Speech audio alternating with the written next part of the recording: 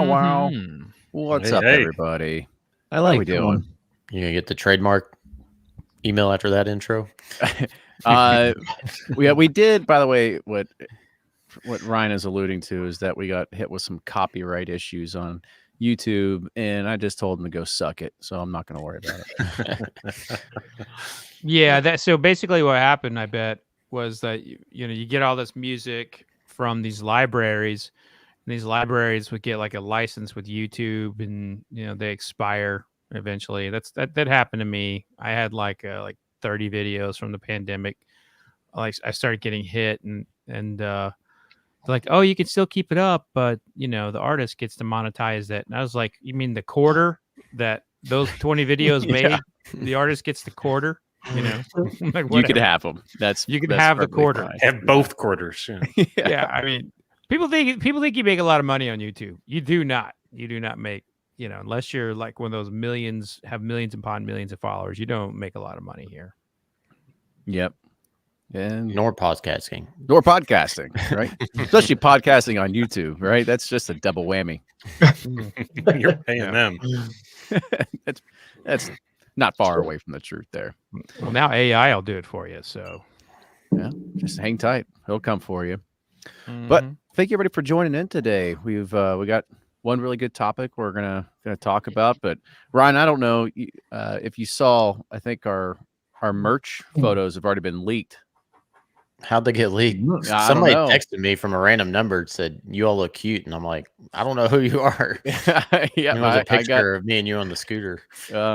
That was me from a burner phone. Yeah, I got that one as well. So anybody that is thinking of what we're talking about, let's see if you can see this on the phone. Oh, there we go. We got we got a merch drop coming here soon, so we got some fun photos for you all happening. So if anybody is curious what we're talking about, Pursuit Spirits merch coming at you.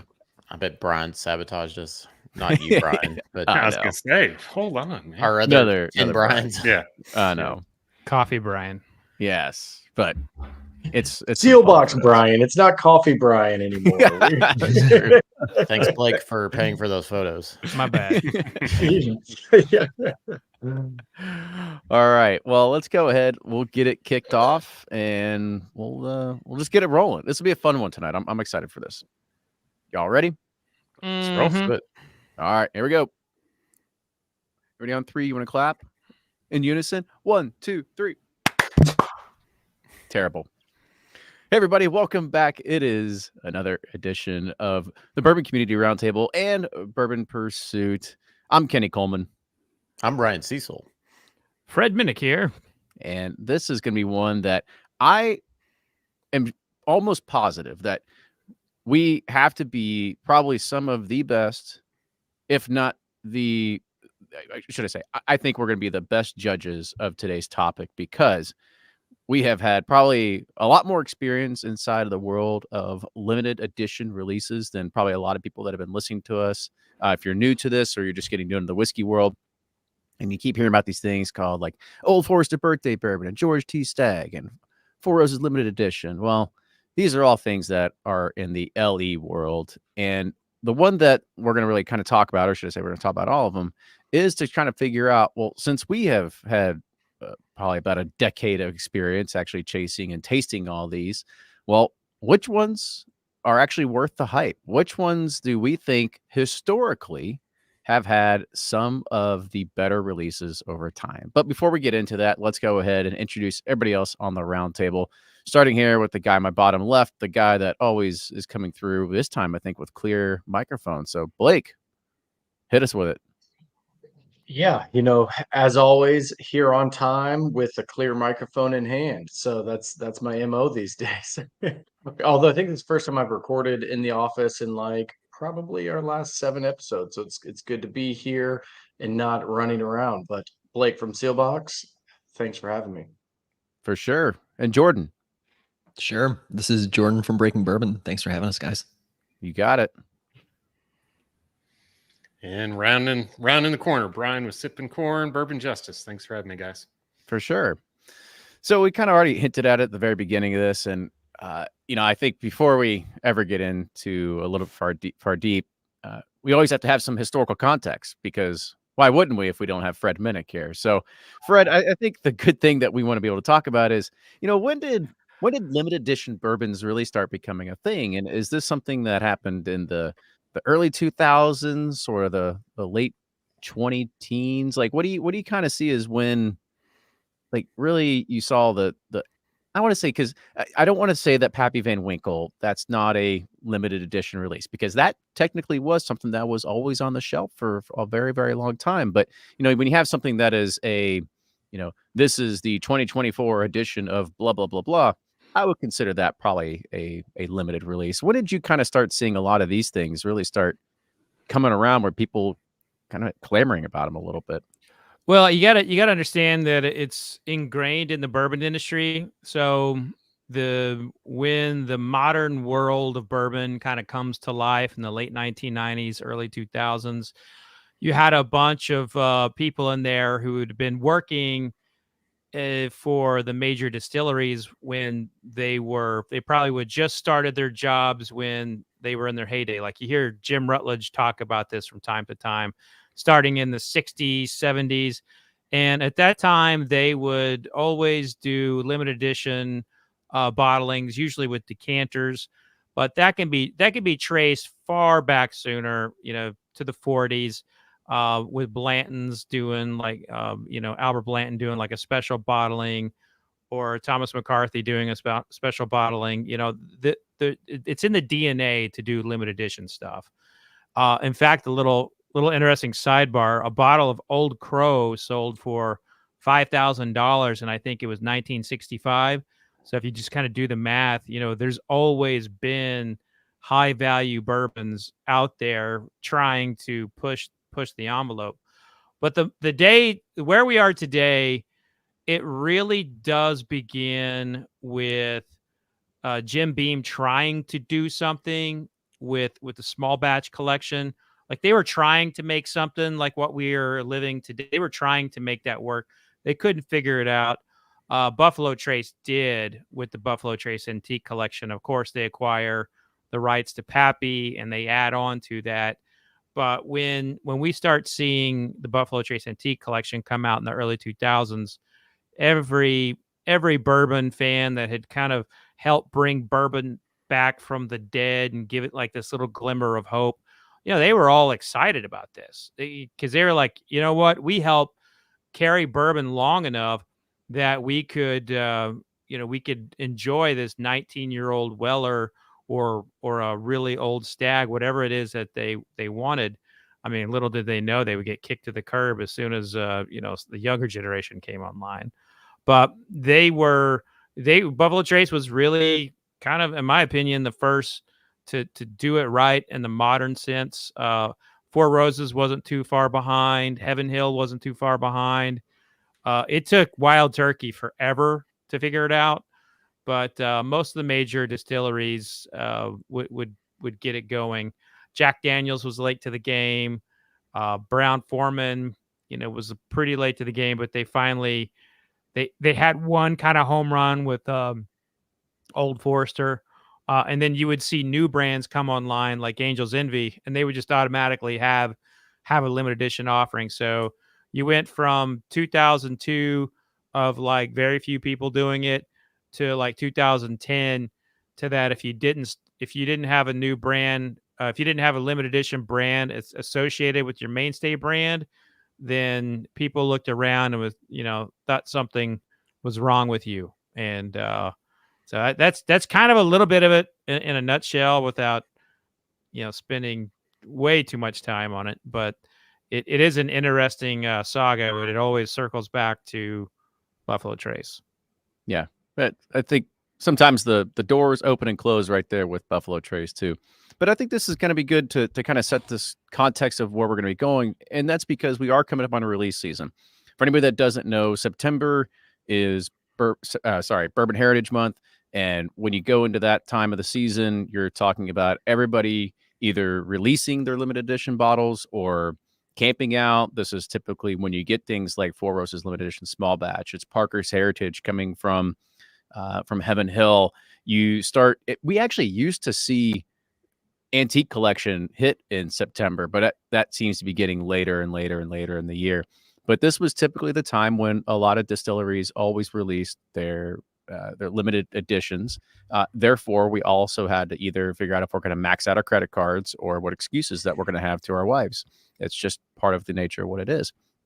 So as we start getting into this, I kind of want to open up the floor, and let's not start rattling off names and kind of going into it. But let's start off with some that we feel historically will always have probably some of the best whiskey that you could ever get in a bottle. That even if you didn't get, because I mean, let's roll back to 2013. I don't think people were putting out,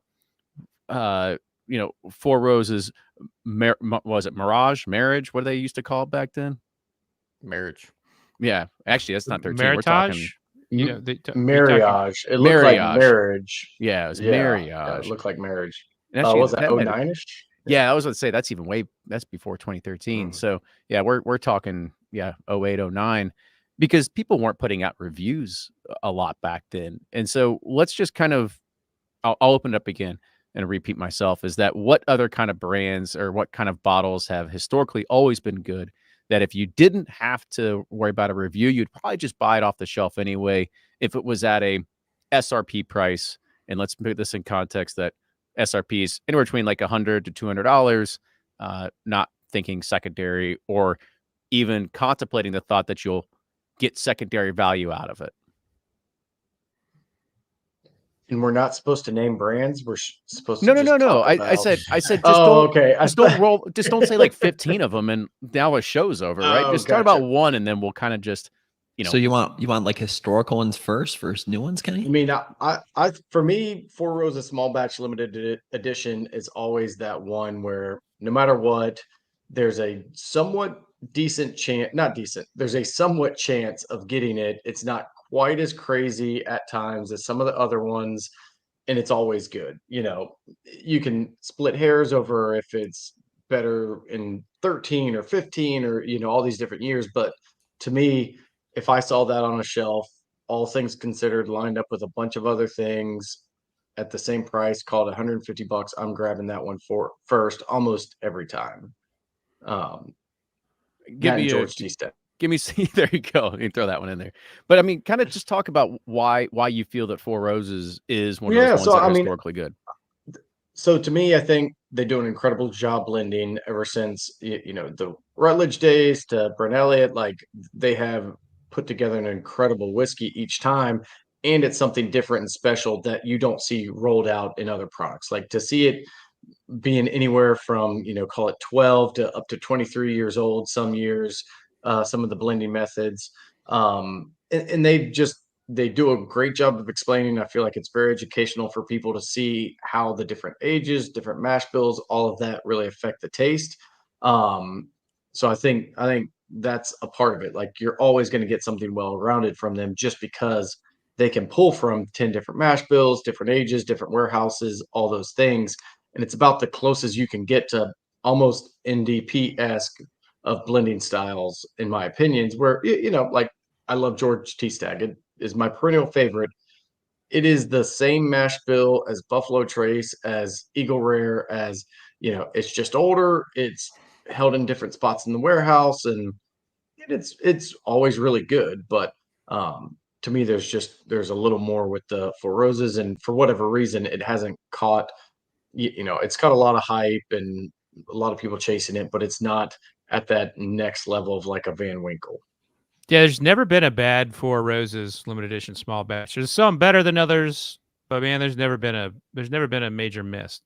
I think some people would argue maybe I think the 2008 year was a bad year, but I mean, if you're looking at one release being a clunker, I mean, they're always good. So I'm with you on that, Blake. But I'll say that I like ones that they come out and they ain't never coming back. One example is the Booker's Rye. The Booker's Rye continues to be like the Holy Grail, kind of legendary, right? Yeah, it was iconic, man, in so many ways.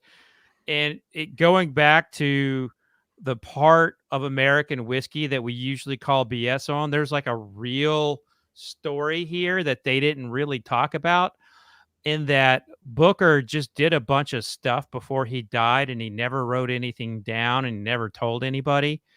And you couldn't get working for a major corporation today, he couldn't get away with that. But that rye will never exist again because they have no idea how to duplicate it. They have no notes on it. And so that one, those specialized one-offs, I just absolutely love. And I think adding to that in the more, modern era, something like, Michter's Celebration, which is stupid. It's ridiculously, you can't get it. Fred's going with the obtainable bottles. Yeah. And, those can never be duplicated. So I like that. I like those. If you're getting into the unicorn hunting, rolling your sleeves up, getting a bottle, and like you said, Kenny, maxing out a credit card and maybe two of them. Those are two bottles that I can think of. Well, let's talk about this for a second. So, would you all consider Michter Celebration to be in that LTO category, or do you think that's kind of like I don't really know. I don't know. Is this in the LTO category, or do you think this is something different? I mean, it's an LTO. It's a limited time offering, but it's not an annual thing. So. Like, what are we? Well, that's what I don't know if I've ever seen. It's like, this is, put it this way, I don't see press releases going, this is our 2024 edition of the Celebration. I think they just put out some bottles when they get them. I've never tried it before either. You're referencing more of a repeated limited time offering. I'm going more the McRib style, where like here it is, it's never coming back, and then wait, here it's back again. It's kind of what Michter's celebration is like. It may not happen again 5 years later. It's happened again. It's more like the Micker rib. Yeah. I mean, Michter's does a good job overall with that because sometimes they come out with a 20-year bourbon, which arguably might be some of the best whiskey they've ever put out. But they do have years where it's just you're not going to see it. And so you've got to wait 2, 3, 4 years or whatever it is. But the price just keeps jumping up, probably deservedly, though. Yeah. And it's also, I think they kind of like, they showed the template of telling the market that you're not going to release something. And then, of course, Sazerac does it a couple years after they did it and they made the New York Times. I think that's something that we can add to this conversation is the fascination with these limited edition offerings. Like people don't just they don't even necessarily want to taste it. They just want to find out what's going on with them and then comment somewhere and complain about how they can never get it. It's like a part of our culture that we all seem to kind of gravitate toward. Is like it's kind of like watching someone drive a Lamborghini. Your ass ain't never going to own one, but you still kind of want to look at it. You're always going to cock your head and be like, whoa, look at that one. Mm-hmm.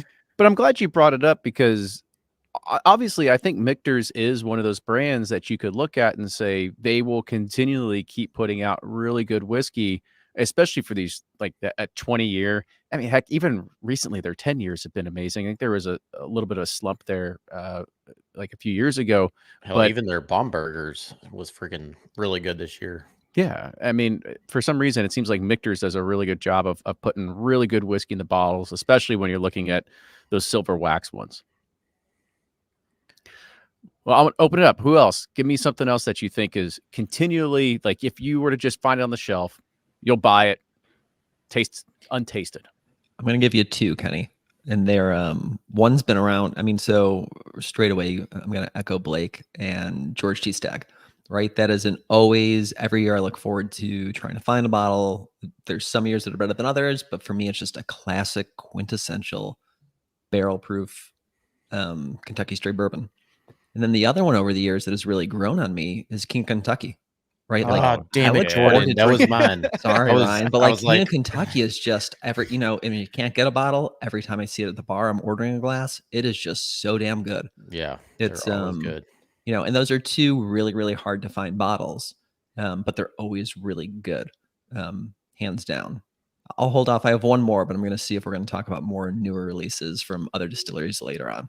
Yeah, well, I think we're all in probably maybe most of us are in agreement when it comes to George T. Stagg. I mean, I was a big Stagg chaser, and I think still it's, in my opinion, it is the best of the antique collection year over year. It's always been my favorite. Are there some years that are better than others? Yeah, but I don't ever think I'd go and be like, this one's just not that good. Now, it's not like that. It's always fantastic. But let's talk about King of Kentucky for a second, because this is one that I would say probably approaches almost unicorn status to a degree, just because of how difficult it is to obtain. It's only released in it's only in 3 states. It's like Kentucky, Illinois, and somewhere else. And it's in such few numbers. And in Chris Morris's words, these aren't 15 years. These are close to 22 years because of how it ages in the warehouses. Yeah. It's certainly a limited release. It's gotten, well, I'm not going to try and defend this, right? They've put out more and more bottles every year, but it's still a drop in the bucket to the demand from consumers. I think it's actually pretty obtainable by the pour when you're in various bars in Kentucky. I'm thinking of like Evergreen Liquors and stuff like that tend to get a ton of them. So it is obtainable, and it's nice to know that people going to the Bourbon Trail and visiting Louisville or maybe in Lexington can try it. But it is really hard to get a bottle. That said, we didn't put any state restrictions on it, so it's just consistently good, though. I think you guys would all agree there has not been, a horrible year. It's how good is it going to be this year? That's usually the question. Yeah, I think the problem is that they're all single barrels, exactly. and they're all really good. But yeah, it's like maybe to do that they have to like batch them or something. But maybe that's then it's not as good as getting those single barrels. But yeah, it's special every year. Like if I see one, there's no questions asked. I'm paying it right or buying it right on the spot. It's so good. Well, at least by the pour at Evergreen. I mean, Jordan's right about that. I mean, I think that's where I've tried my maybe last 5 different Kings has always been at Evergreen because I don't see it for sale, but they've got it. But Ryan, to your point, I actually like that it's single barrel because what it harkens back to me, if we're going to do a little bit of history in current day too, is the Four Roses single barrel limited editions that they used to do in the spring. When they stopped that, I mean, I was pretty bummed about that. I thought they always came out with just a fantastic run of however many barrels they did, but just bottling them as single barrels. I mean, that's what introduced me to OBSK, whenever that was 2010 or somewhere in that time frame. When was the Brent Elliott one? When was that? Was that the last one they did? So they stopped doing it then, and instead of doing the single barrel, they did the Elliott Select as kind of the introduction for him coming on. What was that, like 2015? Yeah, I guess it'd be 15. But man, those were good, and that was something that I would, if I saw them on the shelf, which you could at the time, you get them all. Yep. For me, I mean, it used to be Parker's. Like early out the gate, it was like when Parker was doing it. I mean, they were just absolute home runs, and they were like $75, which was crazy, back then. And then when he passed away, then they came out with like Curacao, and it's kind of been hit or miss ever since. But like probably William Louis Weller, I'm always gonna.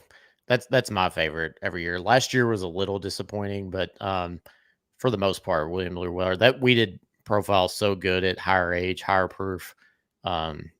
It's just always usually a home run for me. I tend to lean towards that over Stag, but since Jordan took my King of Kentucky, I'm gonna have to do William Louis Weller, and I agree with Blake too with the Four Roses. I mean, that's a no fail.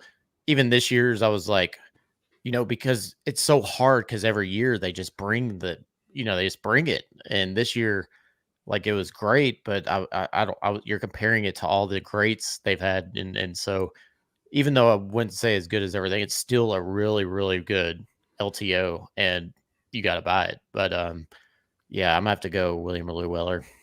I'll throw one in there too. Like I love MGP. A lot of the MGP stuff comes out. Unfortunately, their Remus line is really hit and miss. It's good, but there's been some not so good ones. But I think the most consistently good limited edition thing that is MGP whiskey is Smoke Wagon's. I think he calls it Too Hot for Retail. Too Hot for Retail is one of them. It's like I thought it was like the Desert Jewel or something. So those are the rare and limited. Rare and limited, and those are some of the names.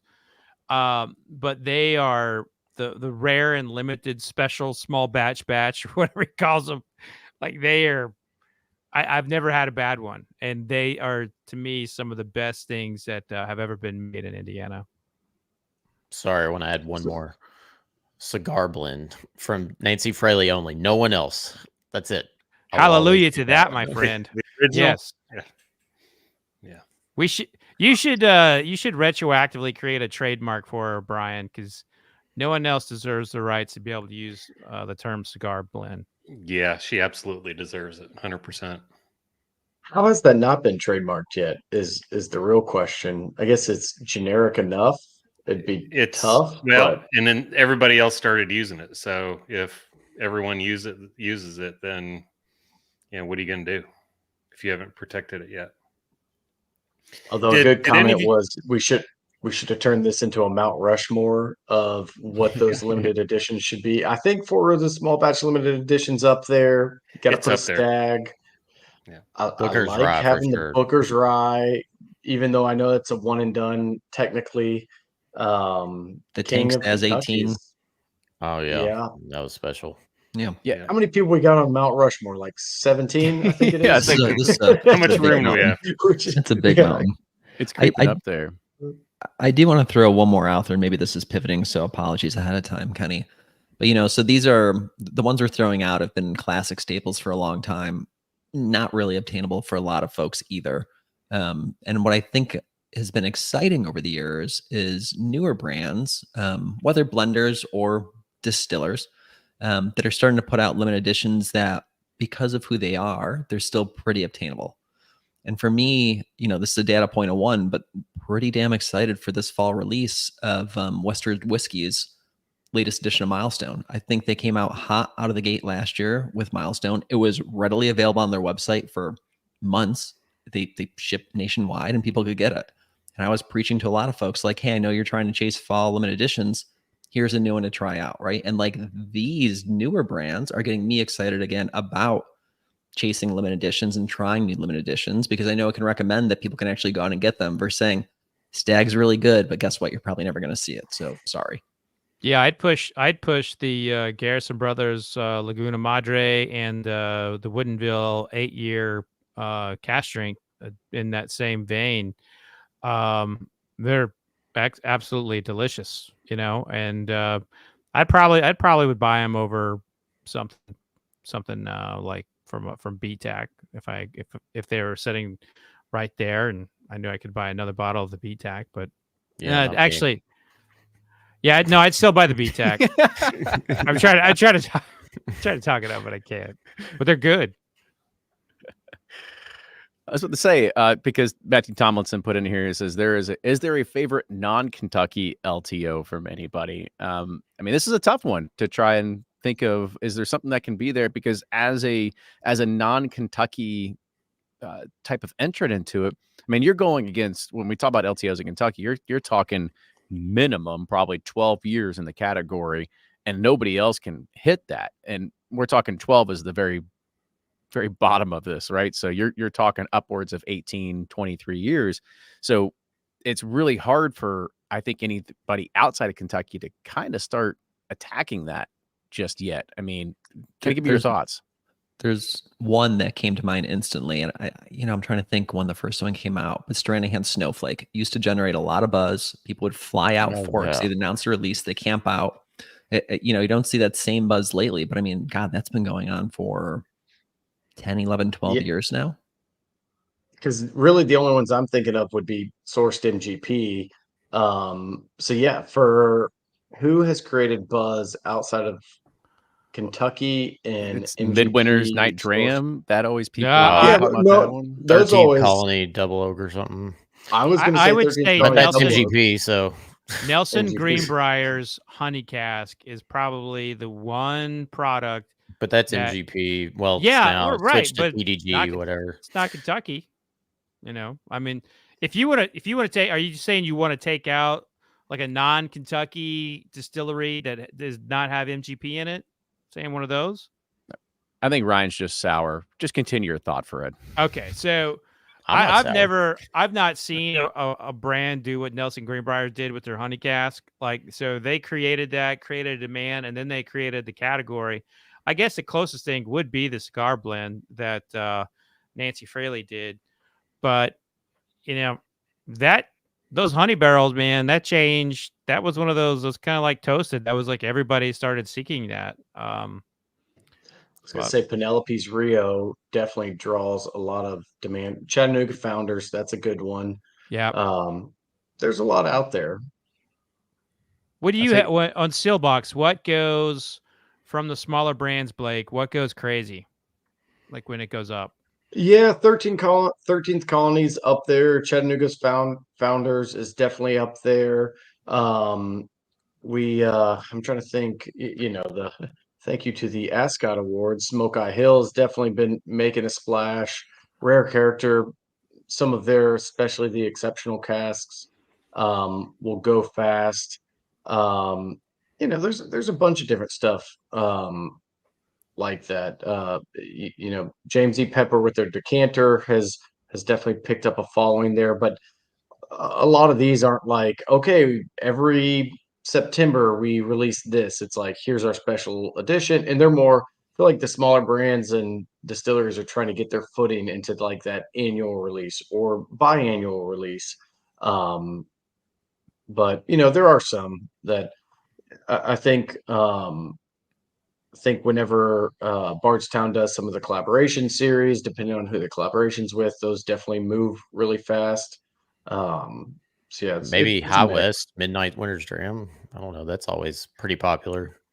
But none of Annual these are release. really touching. Maybe to Kenny's point earlier, none of these are really touching what we're thinking of as the true limiteds. You know, to make it limited, they've either got to finish it in something or have some kind of blend of boo rye or whatever they're going to do. But yeah, I just don't think it's there yet for the non-MG You mean like for the demand?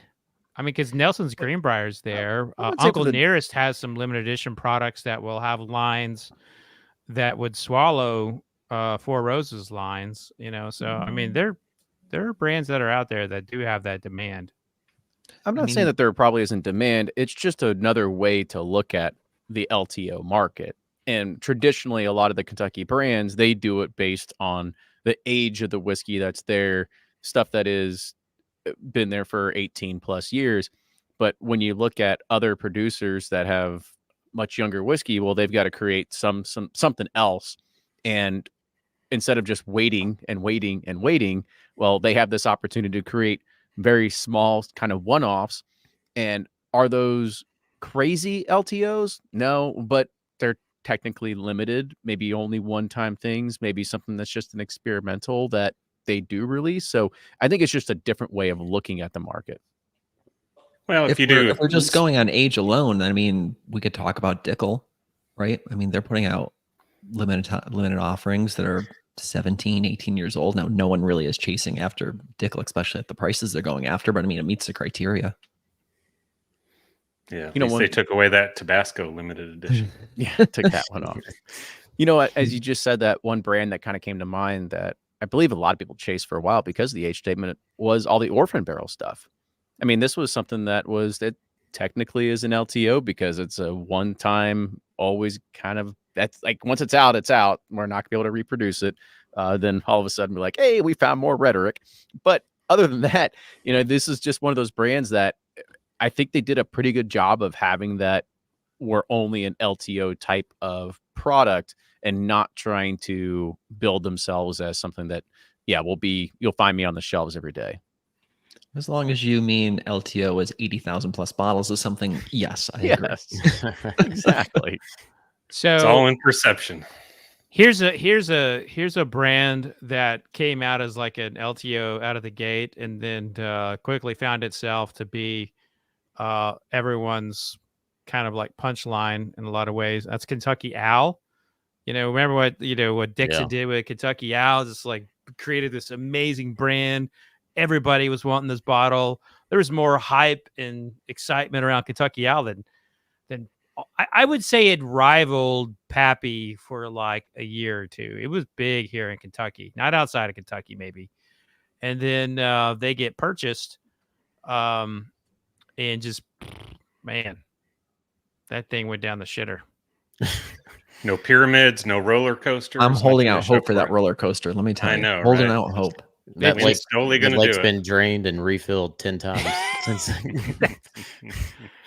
I mean, I feel so bad because they did a great job bringing that thing back, and even the first year or two, like after he sold it, there was hope, but yeah, no, not anymore. Got an interesting one for you for outside of Kentucky. What about Found North? It's all Canadian whiskey, but it does seem like, at least from my end at Sealbox, like all of the whiskey drinkers and bourbon drinkers and hunters are now chasing a lot of these Found North releases, and Canadian whiskey's kind of getting a little bit of a following. We did a Nashville barrel pick, it's Canadian high proof, and people chase that. So I predicted that. Can we extend like two New Years into ago. the north? We're gonna have to run the I tape, feel like Kenny. somebody actually did. Yeah, I kind of play it. halfway remember that, but yeah, I think there's probably, I'm going to put this towards one thing. I don't think it's just a way of today's whiskey geek going, oh my God, I love Canadian whiskey. I don't think that's it at all.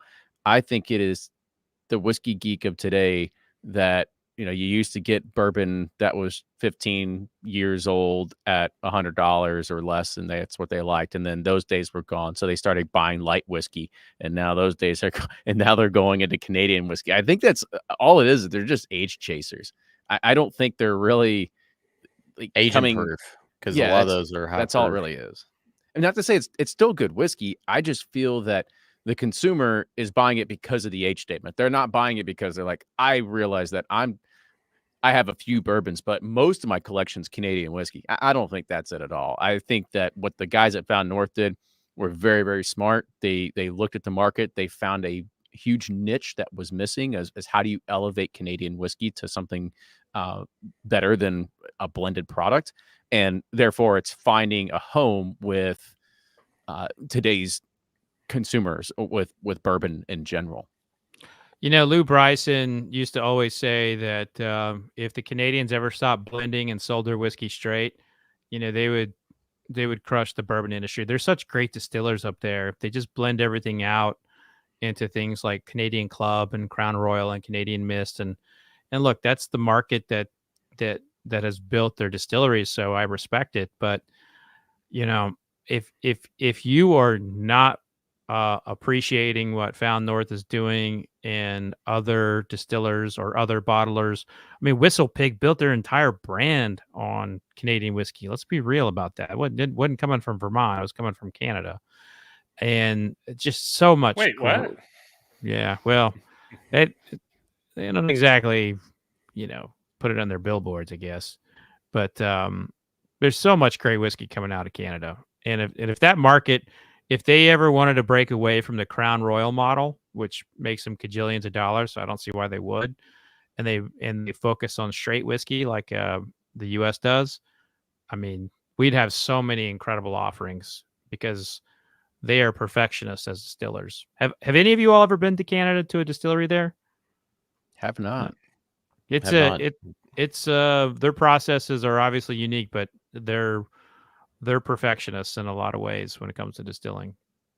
I've only been to Windsor to gamble at 18 and drink at 18. Sounds right. Yep. Checks out. Well, there's actually another one from Will here. Blade and Bow 22 year. Oh, yeah. That's always been good. I've always been happy with that. Is that annual or is that just like... I think it's like a Michter's model. Yeah, that's kind of what it feels like. It is. It's really good. I mean, there's probably still like 3 thimbles of Stitzel-Weller bourbon in there somewhere. Yeah. And that's Solera tank. The Solera method just keeps on running, never runs out. Mm-hmm. The other one I kind of want to talk about, maybe not one, but we can talk about this sort of idea, maybe kind of spinning off of Jordan's, is that let's think of something like what Angel's Envy did. Angel's Envy had either a different kind of port finish or a ruby finish. They had barrel proof. You have E.H. Taylor. When E.H. Taylor does a new release, it's, you have 4-grain, cured oak, tornado number 2, whatever it was. And you had, Warehouse C, that's what it was. I mean, you have all these ones that are literally just like kind of different, but all in the same family. What are your thoughts on that and the type of model there versus going, and I guess Parker's, let's lump that into it as well, because it's a different type of release every single time. What do you think about that particular model versus something like the Antique Collection that is the same exact whiskey, but it's, just very slightly different every year? I love it. I think it's great. Woodford does it with their Masters Collection too. Now, I love it not because, and I think it's great not because the whiskey is always great, because that's not the case. But I think it forces consumers who like people who chase Woodford Master Collection or people who chase Parker's or the Angel's Envy releases, etc. It forces them to try something new. Like, it expands their palate and gets them out there versus drinking the same thing over and over. As great as Stag is, you're just going to be drinking barrel proof Kentucky bourbon. And it's going to kind of taste the same for the most part, right? In that same realm, but different barrel finishes, different grains, different aging conditions, stuff like that. Whatever they put in that release and whatever they're putting behind it, it really just forces consumers to expand their palate and try something new, which I think more whiskey drinkers honestly need to do sometimes. So, in that sense, it's great. Man, if you'd asked me this 10 years ago, I'd say it's a colossal mistake for Woodford, because they had they had like 4 misses in a row. They had like 5 malt, which is probably one of the top 10 worst whiskeys I've ever tasted in my life. They had like 4 grain, which no one understood it, didn't taste right. Then I think they had like a 4 barrel finish. I don't remember, but it was just like miss, miss, miss, miss. And I was like, what the hell are y'all doing? Just put out cast strength Woodford. Everyone will love it. And so I think it depends on the brand. And I also think you can't go too far out of your ecosystem. So like Woodford, for example, doing a malt to me doesn't make sense because it's a bourbon. I think you got to stay within your category. You can't veer out too much. You don't see option quarterback suddenly becoming Peyton Manning, and that's the same thing with bourbon. If you're a bourbon brand, do your limited time offerings around bourbon, maybe rye, but don't be changing it up too much. And I know Parker's has done it, and you've seen kind of mixed reactions. You'll still see bottles on the shelves. I don't think it's the best business decision. The best business decision is what Buffalo Trace has done. Is it the best for whiskey consumers? Man, I could make a case for it is, but the way that they handle allocations, that's another conversation. But I think what gets lost is when we do these barrel finishes, you're losing a big part of the story of the bourbon itself. And what is it that makes 112-year-old William LaRue Weller cast strength better than the next year? To me, that's one of the greatest mysteries of bourbon, and that's probably why I'm still doing it and probably will continue to do it for as long as I'm able to taste, is because I'm fascinated by that.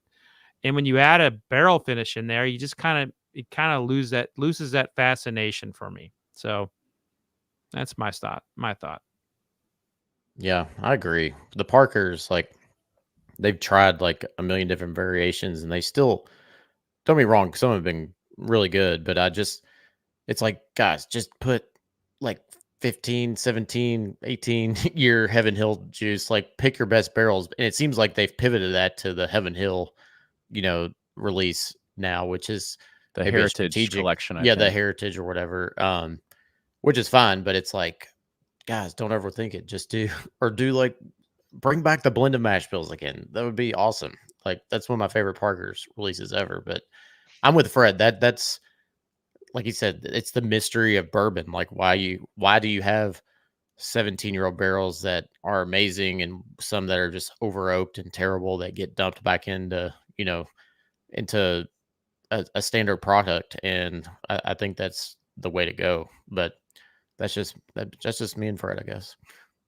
Well, that's actually, it's kind of what I was trying to say, and Fred said it a lot better earlier about it's a different model for the other places that don't have the age and don't have the stock of Four Roses plus the age to be able to blend all that stuff, or the age of BTAC, those sorts of things. It's a different model. It's a different type of LTO, and that's fine, but I think we're all maybe a little more purists here and kind of enjoy seeing that magic. As one old timer put it, it's 51% corn and 49% magic. And what happens in that barrel. And that man was Ryan Cecil. I'm actually going to take the counterpoint. So I think Buffalo Trace and Sazerac has done an incredible job of doing just that, putting the same, label age statement out year after year and it be different. And that is really cool to see. In general, that's not what people are buying. I think it's just the fact that they have such a huge following and it is so limited that they're able to do that each year. But I actually lean towards liking the Parker's approach. Granted, it can go wrong when you start to bring in, like Woodford, they did the chocolate malt, they did the white corn, the ones that Fred mentioned. Like, we only need so much variation, but a little bit of deviation from the regular is really welcome. And I know people did not like the orange curacao from the Parker's Heritage Collection. I actually thought it was really good. But it was his own thing, you know, it was just very different. So I like that method. Certainly, I'd like to see them go back to, you know, I don't need another heavy char of whatever mash bill. But I do it's more interesting to me to see the Parker's Heritage release than it is to see the Four Roses birthday bourbon or Four Roses birthday, Old Forester birthday bourbon press release, because I'm like, well, I know about what it's going to be, but with the Parkers, it's a surprise every year. And I think that keeps people a little more intrigued in the long run than just the same thing over and over. Because eventually it's like people get caught up. They're like, well, I've tried the last 3 out of the 4 years. Do I really want to try it again? And it can get a little tiring, but that is my opinion.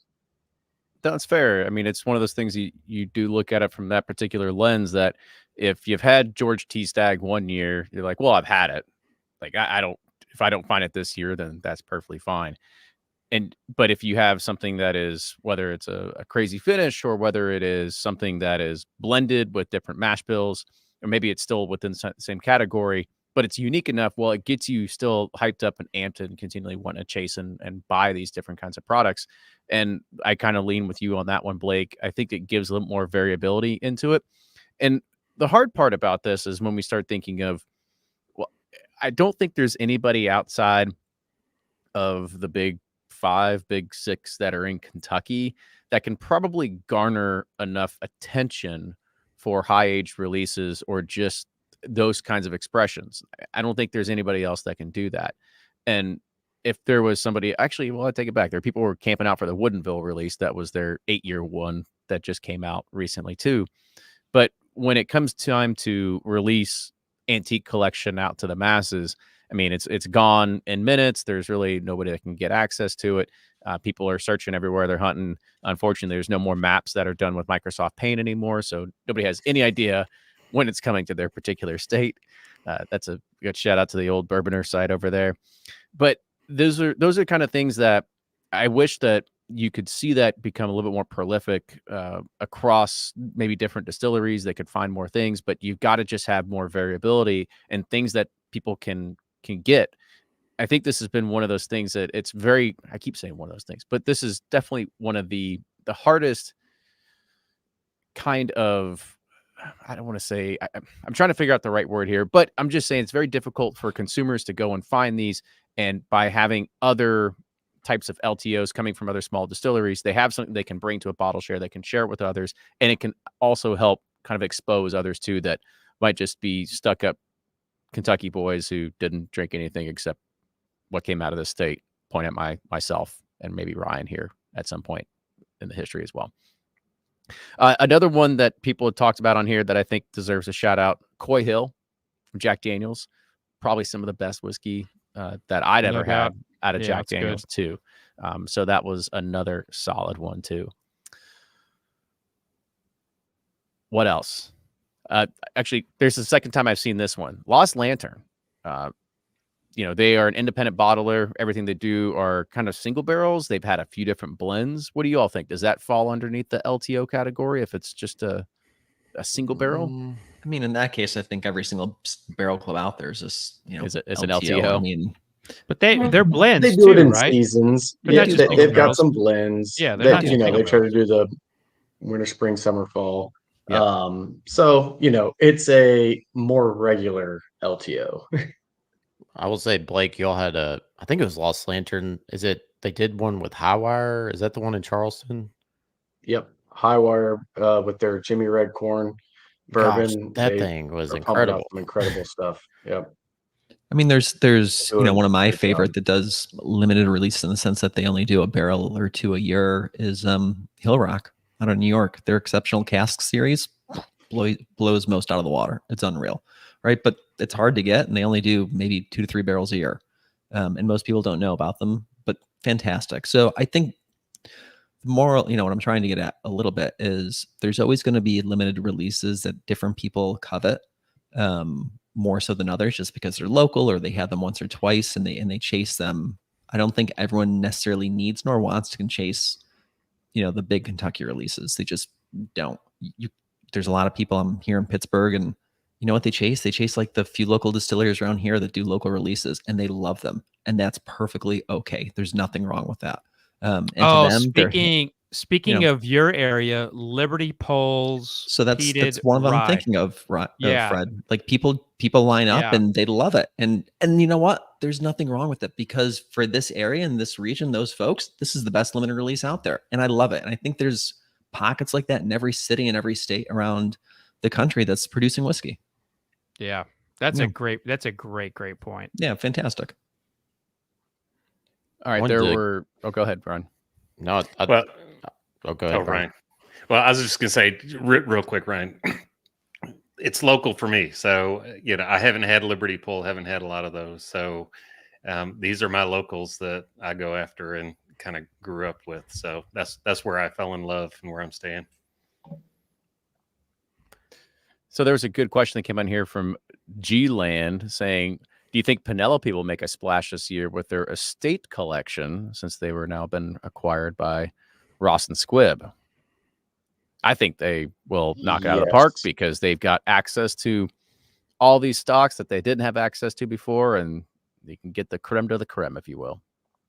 Yeah, but they better nail it, though. They better nail it this first time, which I'm sure they will. Some have said that they brought in a few of the best pallets around into Lawrenceburg, Indiana, to pick some barrels. I don't know if Jordan has any. I heard that rumor too. Jordan doesn't even remember. He just drank barrel after barrel. They do have. I mean, they really do have free reign. They have the keys to the place, right? And I think Mike and Danny do a good job. Particularly, I think Danny does a really good job of selecting barrels, and he has a good palate for blending. So I think they'll probably knock it out of the park.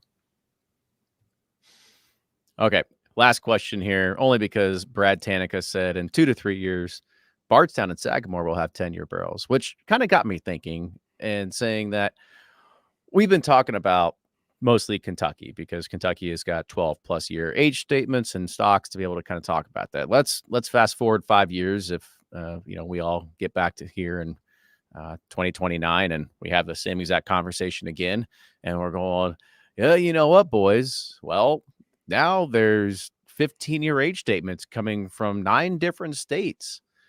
Are we still going to feel the same, that it's just going to be Kentucky on top, or is there going to be a lot of stuff out there that people are going to be clamoring for across state lines?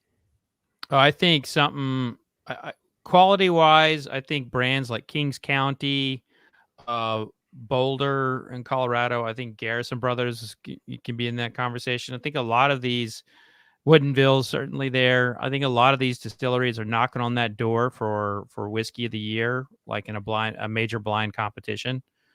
And that's kind of how I look at it. I look at it for beyond the lines and the fandom. I look at it like what whiskey can hold up and win over a panel of professional tasters, whatever competition it may be, or win over a magazine panel or an individual taster. That's the kind of thing that I'm looking for. And those are 4 brands that I just named that I think have the potential to win a major competition in the next 5 years. Yeah, I mean, I think people like us will embrace it and be excited about it. I still think, unfortunately, I always look at wine and what my friends do with wine, and they can have the best Merlot, the best Pinot, whatever, coming from Washington or, wherever. Where are they going to buy nickel from Napa Cab, or Napa Cabernet? And I think that's just always going to be the case in the general public's eyes, is that Kentucky's king. And I think that's going to be hard to break. I mean, I'm excited for it. I think I'm here for it, but I think just the general public's not going to embrace it. Like, even if it wins an award, they're going to be like, "Wow, that's cute," but we're still going to do the Kentucky stuff.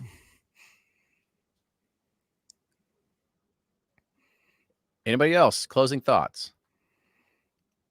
I was really wanting to get into what's a letdown. Okay. You know what? Fine. If we want to do that, then let's go ahead. and That's a good talk. closing thought. Yeah, that's let's a good go closing ahead thought. because we talked about at the very beginning of what has been consistently good that you would probably just buy untasted.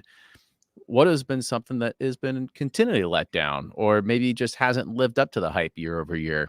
Ryan, since you brought it up, you get to start.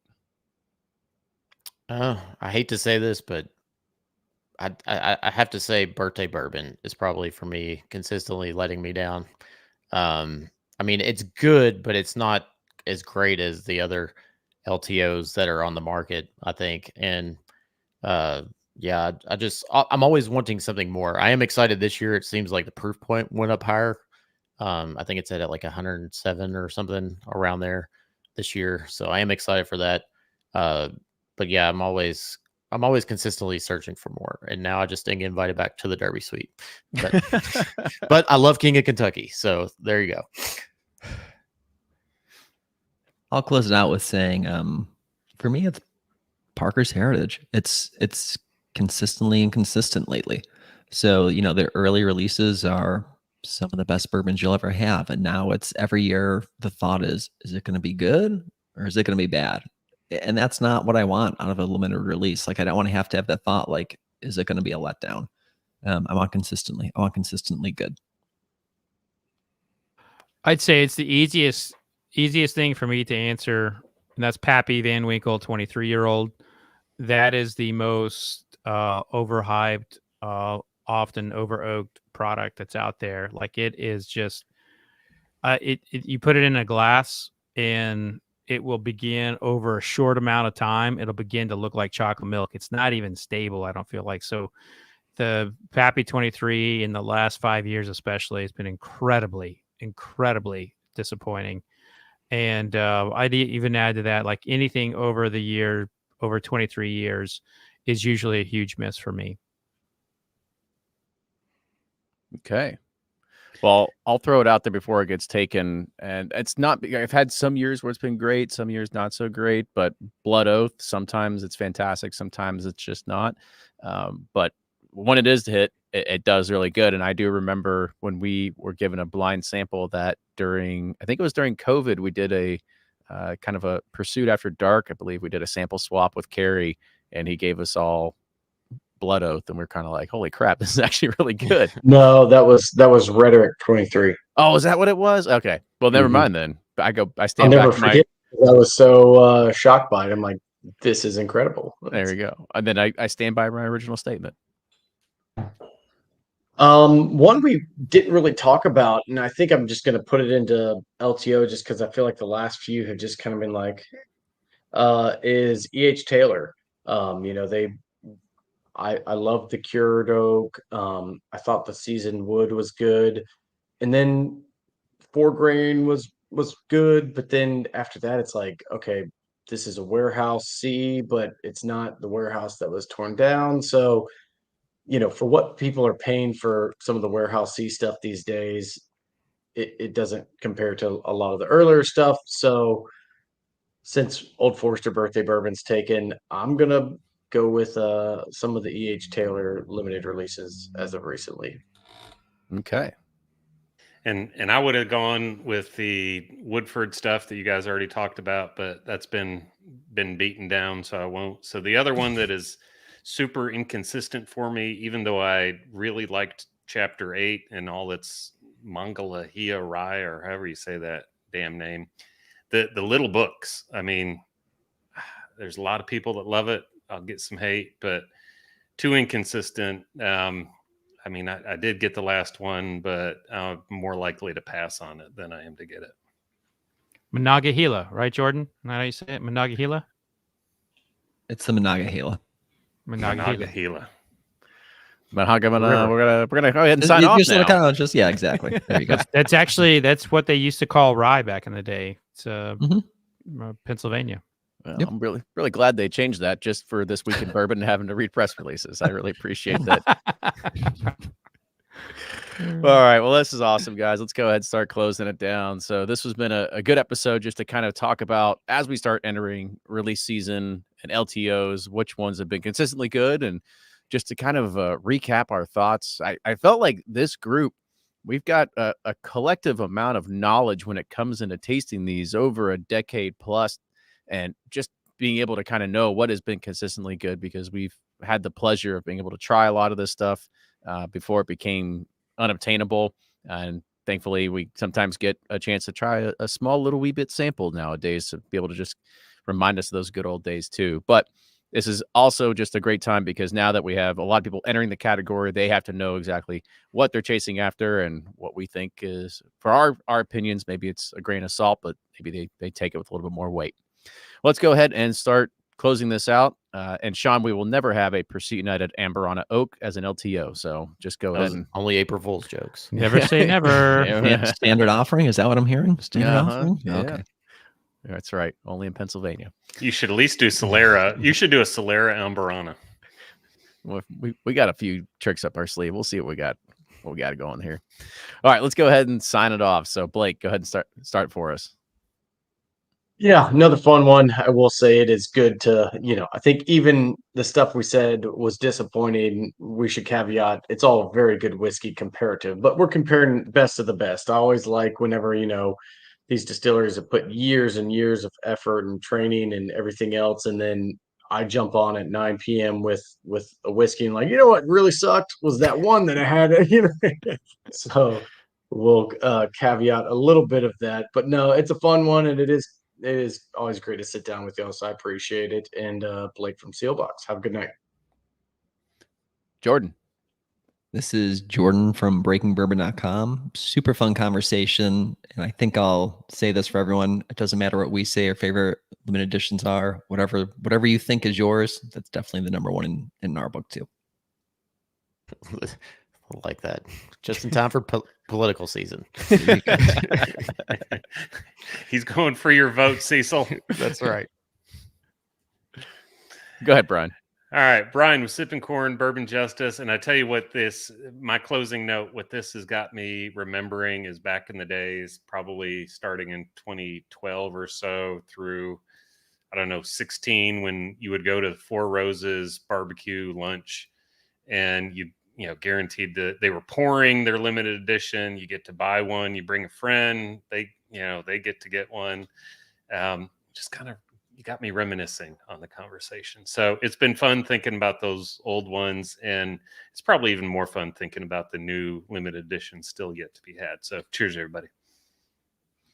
Well, very good. Well, make sure you follow all these guys on their social channels. Buy a few bottles of Pursuit United over at Sealbox. But again, if you like the show, leave a review, tell a friend. As you're waiting and camping out, say you should probably listen to this episode, and let's figure out what we're going to go and snag the next morning, right? So make sure you go and do that too. But yeah, well, cheers, everybody. We'll be back here in another month talking about something brand new. Well, stick around and we'll see what we have for you. But with that, cheers, everybody. Cheers. Yeah. Yeah. We did it. Fuck yeah. Is he drinking vodka now? He didn't. He didn't say it. leave I us heard. with Yeah, it? Yeah. I missed that too, Fred. So It's a new thing. this Got is a kind of a sued. No. trademark discussion to have, Brian. A guy actually came out with a brand called Vodka Sucks, and I own the trademark for it, and he wanted to, license it from me and everything, and I didn't feel comfortable with it, so I'm just kind of like retiring it, I guess. So